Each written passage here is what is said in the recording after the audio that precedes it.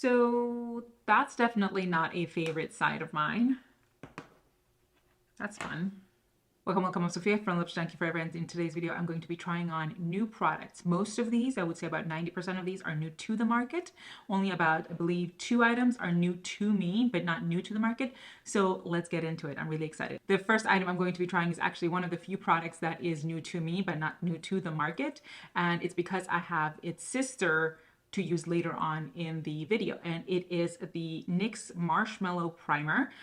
It's brand new. I've not tried it. I actually literally have to remove the stickers, so I'm pretty excited. People seem to love this primer. Why won't these stickers? When I say that this is new, I'm removing the second sticker now. So let's start. It comes with this pump applicator. It doesn't smell like marshmallow, but you know, I was really hoping that it would. Let's see. Oh my god, but it feels amazing on the skin, I have to say. If I'm looking out, I'm looking at the large flurries coming down. It is absolutely beautiful outside right now. I really like this texture. It's very smooth and soft. The complexion product I'm going to be using today will be this Covergirl Simply Ageless Skin Perfector Essence. This has 0.5% bakuchiol and it's a Hydro Fresh tint. It has these, it's this clear gel or serum, and then there are these balls of pigment suspended within it, and I have it in the shade 10 Fair. This was so hard to find. This sold out immediately on Ulta. Couldn't find it anywhere, and then by the time I found it, you know, a lot of other people had reviewed it, but I was still interested in this because this just reminds me so much of the Chanel one. I don't have that one, and I do not intend to buy a $70 foundation because that's, I mean, I guess I've spent $70 on stuff before, but it's still expensive. This is how runny it is. It's not gonna, I'm going to apply it with my fingers because it just feels like a more natural way of applying this, but it's a bit of a struggle. Let's see. And if you don't know, the bakuchiol is a retinol alternative. Supposed to be gentler than. So this is definitely very, very light for me. But you know what? It works. It's very, very light.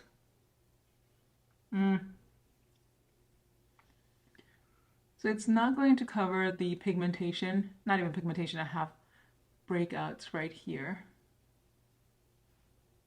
But it is very, very light on the skin. Now, I know this is probably a really bad idea, but I'm going to do the second half with a sponge. I love using sponges for all kinds of foundation. So this is what my skin looks like. It's beautiful on both sides. It's evened out my skin despite how thin this product is. So I'm actually really surprised at how beautiful this looks on the skin. It's so thin that I don't feel it. I don't see it on at all. It is not, I don't see it. I just can't see it on the skin. I can't stop saying that. It's not just second skin. It's like the first skin. But it is expensive for a drugstore. However, I do feel like this is going to be a favorite of mine. I think I like it enough to get a shade up because this is a little too light for me. I mean, look at that. This is very, very light. So I think I'm going to go a shade up on this and then mix these two. I have to say, I love the way this actually looks. Of course, it didn't cover anything here. I didn't expect it to. It's just too light and sheer. It is a true skin tint, in my opinion. So for concealer, I'm going to be using the new L'Oreal True Match Radiant Serum Concealer with 1.5% hyaluronic acid and caffeine. I have it in the shade, what is it? It's so hard to figure out shades with some of these. It's at the top. W1, light W1. So I have been trying this. I actually recorded a video with this and then lost that footage. So I'm going to be using this. I do have some idea as to how I feel about this. So I guess I might as well talk about it right now. I'm going to use it right here, a little bit right here. And, you know, I'm going to see if this will blend in, though this is probably going to be a bad idea. So the reason I'm willing to try this on over here, despite the fact that I'm wearing a really pale and very light coverage foundation, didn't really do anything. And that's why, because this is so sheer in coverage that it almost does nothing. So I'm just going to blend it out under my eyes really quickly. The application on this is really nice. It's definitely sheer, and it might actually be too sheer. If you're trying to use it to cover any blemishes, it's really not going to do a good job of it. As you can see, my blemishes are still visible. I'm just going to let them sit. You know what? The whole point of this video is to review these products and to show you how these work, and neither the foundation nor this concealer have done anything to cover the blemishes. On my under eyes though, this looks really nice, and I like that this blends out to almost complete sheerness. It just gives a little brightness, and that's about it. There's no opacity there. So if you have really dark circles, or actually any darkness here at all, even the tiniest bit, you either have to correct first or go for a different concealer. I would recommend the Natasha Denona High Glam one. This is a lovely product for brightening, not necessarily for covering. For eyes, I'm going to be using the new Natasha Denona, what's the full name? The My Mini Dream palette. I keep wanting to call it the mini I Need a Nude palette, but we all know it's not that, even though everybody and their mother keeps mistaking it for it. It just looks like it. Doesn't it look like the I Need a Nude palette? It really does. So I'm going to try to use as many of these shades as possible. I'm going to start with this one right here. I love the Natasha Denona matte shades. It is just beautiful. Let me zoom you in actually. I realize I didn't prime my eyes, but too late now. I did put a little bit of the foundation over it earlier, so let's blend this out. Oh, this is beautiful. What a beautiful, beautiful palette this is turning out to be already. So now I'm going to go in with this shade right here, and this would be Nurture. This is actually what the entire palette is based on. Nurture is actually found in the Natasha Denona My Dream palette. Ooh, I forgot how deep that shade is on me. Okay. Let's do some blending. These blend out so beautifully though. I think when it comes to the shimmer shade, I'm going to do this center one right here, which is called Passionate. Yes. And I think I'm going to use my finger for that. That's what that looks like. And let's just put that. Oh, that's beautiful. Just dab that on. That is an absolutely beautiful shade. And I think, you know what? I might as well go for it. I'm going to do an outer corner with this shade right here. Let's put that on right here. Just a little bit. I don't want too much of that. There. It's creating a nice depth. So this look is pretty deep on me already. What I'm going to do is I'm going to actually use Balance, so this shade right here, as liner. I love, oh, this is so soft. I love using powder eyeshadows as eyeliners. So let's go. So this is what my eyes look like. I think it's beautiful. I think this is a beautiful palette. So I'm gonna do half and half with different products, and I'm gonna start with the Charlotte Tilbury Glowgasm face palette in Lightgasm. I'm going to use that on this side of the face, and for the other side of the face I'm going to use the Milani New Bronzer, as well as the new Natasha Denona My Mini Dream Glow Blush, and I'm going to use that on the other side of the face. But I'm going to start with this side of the face first, and as I said, I'm going to be using this new, or I think this is a re-release of the Charlotte Tilbury Glowgasm face palette in Lightgasm. This is new to my collection. Whatever. So this is what that looks like. I haven't used it at all. I'm pretty excited to, so let's get to it. I haven't set the foundation, and I may regret doing this, but I think I'm gonna go in without setting it with powder. There is still a little bit of tackiness. I would say this may or may not be a good idea, but let's see. What's the worst that's gonna happen? I'll have to redo my makeup? Probably. So I'm gonna go in with a bronzer from the Charlotte Tilbury Lightgasm. And let's see if I can actually incorporate that. She had such a hard-pressed formula, but you know what? It's actually working really well over the unset with powder foundation. It's giving me just the tiniest bit of color. My issue with this is that it literally only came in this single shade. There is no deeper shade selection for people of deeper skin tones. So if you have deeper skin tone than mine, and mind you, I am fair, with neutral undertones. So, see, a little bit of it is a little sticky here, so that's fine. But just so you know, you probably will have to set that foundation even a little bit. But overall, I think that is actually looking pretty nice. Of course, I have redness in my cheeks now because I just tend to get a little reddish and that peeks through. Okay, let's see. It's looking decent in my opinion. So I'm going with the Pop Blush, which is this shade right here. And it's not my favorite. I would say it's got a very golden shift. And it's not necessarily looking good with the bronzer. There's some disconnect here, and I'm not necessarily loving it. Okay, what else is here? There is also a highlighter, so might as well. I'm going to go in with his very old Wet n Wild P65 brush, and I'm going to go in with this golden highlighter right here. Actually, it's more of a champagne highlighter right here. Nope, gold. It is gold. So now let's do this side, and I'm going to go in with this new Milani bronzer. This is their Cheek Kiss, and I have it in the shade 110 Hey Honey. I have used it a few times because I had recorded a Get Ready With Me where I lost the footage, but it is this lovely shade. It is a cream bronzer, and for this, I'm going to be using this Colored Rain small angled face brush. I love these so much that during the holiday season when they were having a sale, I think they were like $4 or $5 a pop. I bought 5 or 6 of them, and I already had like 1 or 2 from before, so I love that. And let me use this on this side.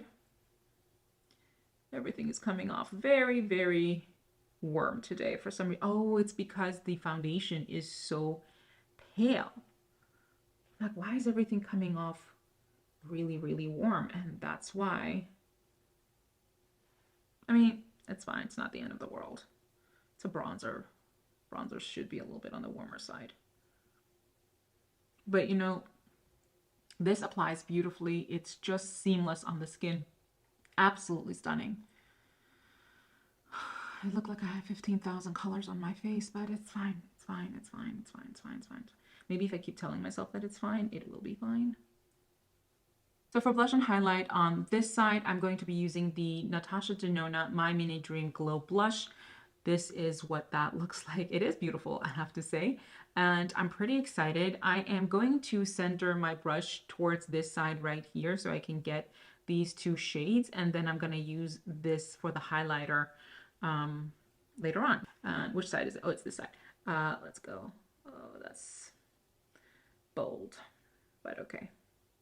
This is a far more beautiful blush in my opinion than the Charlotte Tilbury, and I might have to redo my makeup just to film because I can't look this ridiculous. These are 2 different colors. So this blush definitely looks better with the eyeshadow palette. Clearly it is designed to work together. I'm going to go in a little bit more because I think I came in a little too far. This is a beautiful highlighter. Definitely not suited to my current skin tone quite as much as it will when I'm a little bit more tanned or when I get a slightly deeper foundation, but it is absolutely beautiful. So I've zoomed you in to show you what all this looks like. So this side is the Charlotte Tilbury palette side. As you can see, the bronzer's okay. I think it's a little warm, but that might be because of how cool toned the actual foundation is from Covergirl and how light it is. So it's nice, but this blush right here is very pink, but at the same time has a very golden shift, which is a problem for my skin tone. So not sure about that. And this side has the bronzer from NYX, the cream bronzer from NYX, which blends into the skin just beautifully, and the Natasha Denona My Mini Cheek Palette. Out of these 2, I would say that I prefer the Natasha Denona side over the Charlotte Tilbury side, and I'm glad that I actually did the halfsies so I could actually see that when compared to each other. So between these two sides, I prefer the Milani bronzer and Natasha Denona My Mini face palette, My Mini Dream Glow Blush side, and not so much the Charlotte Tilbury. Now I'm going to keep the Charlotte Tilbury, obviously, but I kind of wish I loved it a little bit more for how expensive it is. I think it was $70. Ooh, that's a lot. These things are getting more and more expensive. So I'm going to do my brows with something that is already in my collection. I'll be right back. So for setting spray, I'm going to use the new NYX Marshmellow setting spray. It's a matte finish makeup setting spray, and I'm pretty excited to use it. This is actually why I picked up the Marshmellow primer, because I saw this and I figured might as well try them both at the same time. So let's try this out.